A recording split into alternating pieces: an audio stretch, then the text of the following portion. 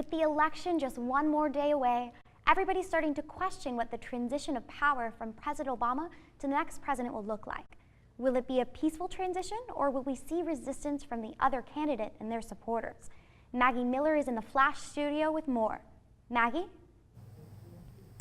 So here to talk more about what will happen post-November 8th is Anita McBride, executive in residence at American University's School of Public Affairs and former assistant to President George W. Bush, as well as chief of staff for First Lady Laura Bush. Thanks for joining us, Ms. McBride. Oh, thank you for having me. So let's start off with a question that hasn't necessarily been asked in previous elections, which is, would the losing candidate in this case actually accept defeat and concede the election? And have we ever seen something like this before?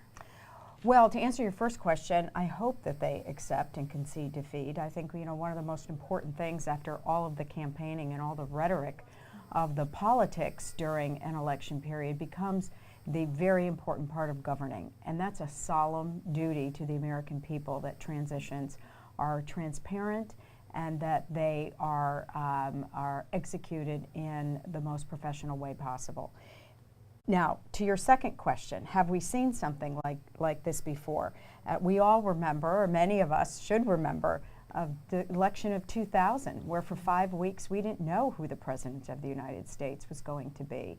And so we lost such a valuable period of time in an already truncated transition period from one president to the next. If you remember, on election night of 2000, Vice President Al Gore conceded the election to Governor George W. Bush. But then when the race in Florida became unclear and too close to call, he rescinded his concession. So it threw everything into a process of a recount and ultimately had to go to the Supreme Court for a decision. But again, that was a difficult time for the country. It was something we had never experienced before. I certainly hope we don't have that kind of a close call this time. Do you see that happening again, would you think? I think that, you know, the polls, if you follow the polls over the last few days, whether you believe in them or not, there clearly is a tightening. There are some states where it is really already too close to call. It's within 1%, so well within a margin of error. So I think that there could, you know, be some very close calls in a number of states. But I think that this is, you know, something. If one candidate, Donald Trump, loses Florida tomorrow night handily, then it'll be an early night, and we'll know that the election is done and that likely the results in all the other states will give Mrs. Clinton a very hefty electoral count.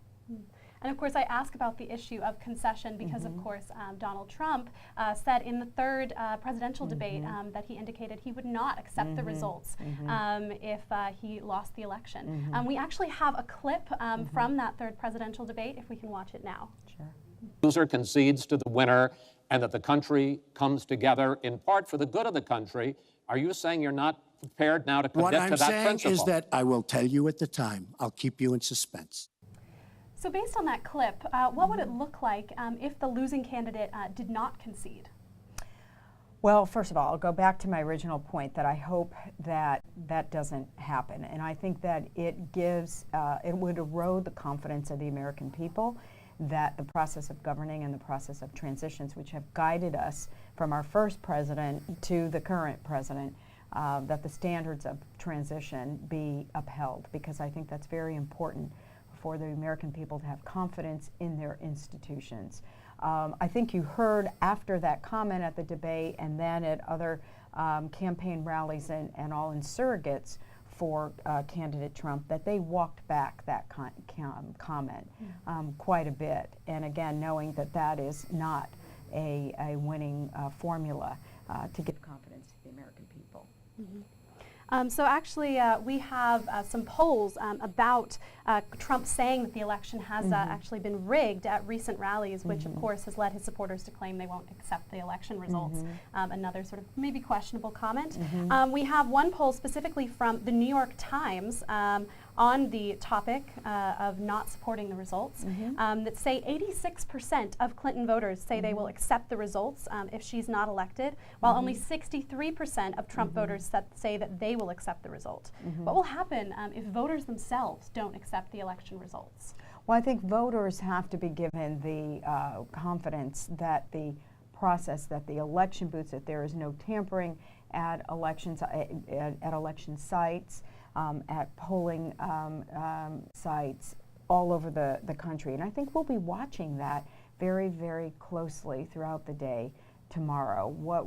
Are there any disturbances at any of the election sites? Are people being prevented from accessing a polling site? Are doors being closed before the appointed hour? So I think there'll be a lot of attention paid to those things.